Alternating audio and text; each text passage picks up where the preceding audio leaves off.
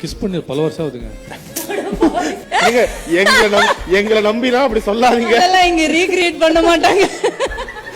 அட பாவி, அது வந்து பப்ளிக்கா கொடுக்கணுமா? என்ன நடத்திட்டு இருக்கீங்க? கண்ணத்துல குடுக்கலாம்ல. கண்ணத்துலயா? நான் அந்த மாதிரி இன்டீசென்ட்டா கிஸ் பண்ண மாட்டீங்க சரியா? ஒரு முத்தம் கொடுத்துட்டே நடுவுல ஒரு சிரிப்பு சிரிச்சுட்டு திரும்ப அந்த முத்தத்தை கண்டினியூ பண்ணிருக்கீங்களா? இல்லன்னு சொன்னா கொடுக்க சொல்லுவீங்க. யாருங்க முத்தம் கொடுக்க சிரிப்பாங்க? கான்சன்ட்ரேஷன் போயிடாது. பாரு கோஷிங் சாசி. இஸ் a very பிரதர், நீங்க சிரிச்சிருக்கீங்களா அது மாதிரி? இல்ல நம்மளும் கான்சன்ட்ரேஷன் பவர் அதிகமா யூஸ் எல்லாருமே வந்து கான்சன்ட்ரேஷன் தான் முக்கியம். தப்பே கிடையாது. அவங்களும் கான்சன்ட்ரேஷனா?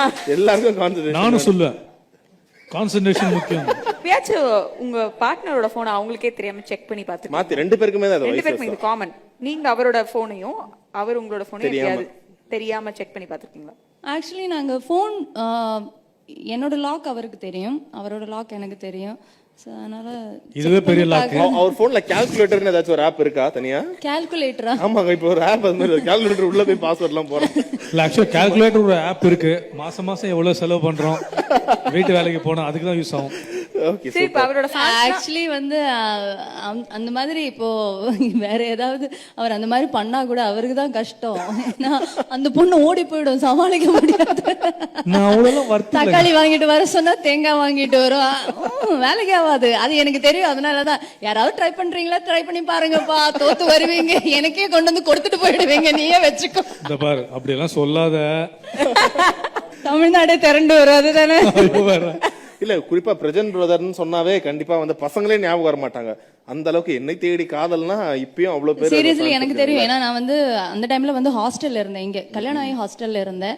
யாருக்குமே தெரியாது. பட் அவரோட ஃபேன் பேஸ் எவ்வளவு இருக்குன்றது அந்த ஹாஸ்டல்ல நான் பார்த்திருக்கேன். இப்பவும் தான் நிறைய ஃபேன்ஸ், பயங்கரமான ஃபேன்ஸ் வரும். நான் என்ன பண்ணுவேன்னா, ஃபேன்ஸ் அப்படியே வர்றதை பார்க்கும்போது நான் ஓரமா ஒதுங்கி நின்னுடுவேன். நம்மளால வந்து எந்த பிரச்சனையும் வர வேணாப்பா. நீங்க ஃப்ரீயா நீங்க வந்து யூஸ்வலி நான் அப்படிதான். எனக்கு அந்த மாதிரி ஒரு, ஏன்னா அவரை பத்தி எனக்கு நல்லா தெரியும் எப்படின்ற மாதிரி.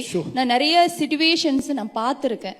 ஸோ எனக்கு ட்ரஸ்ட்ன்றது வந்து எந்த அளவுக்குன்றது என்னால் வந்து சொல்ல முடியாது. பட் கண்ணை மூடிட்டு நல்லா ட்ரஸ்ட் பண்ண முடியும்.